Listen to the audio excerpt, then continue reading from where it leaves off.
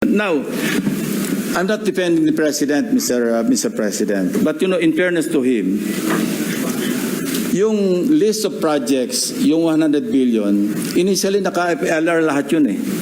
Pinapatrack ko ngayon sa aking staff kung ilan yung na-release out of the items on FLR or PISARO for issuance of SARO.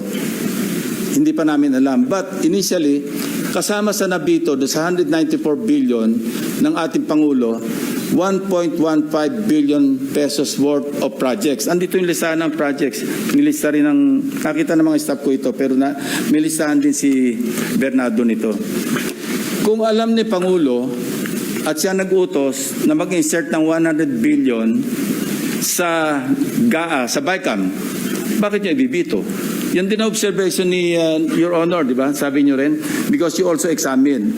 While you were examining respecting the 2025 GAA, we were also busy inspecting. No, hindi naman tayo po nag-coordinate, but our findings are practically the same, di ba? It's the same, Mr. President. The same. Yeah, ito yung tatlong items na nabito. Saldico list vetoed items. GAA Volume 1C, page 849. Construction of Cruise Port and Facilities Package, Puerto Princesa City, 250 million.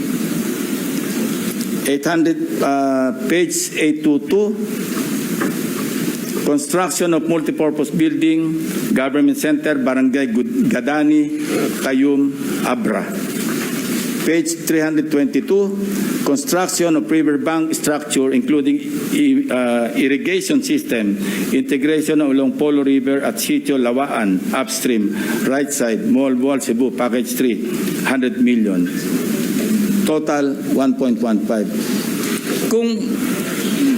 Kung gusto kasi ng iba, paniwalaan natin na sa Pangulo ang nag-utos mag-insert. But it doesn't make sense to me, Mr. President.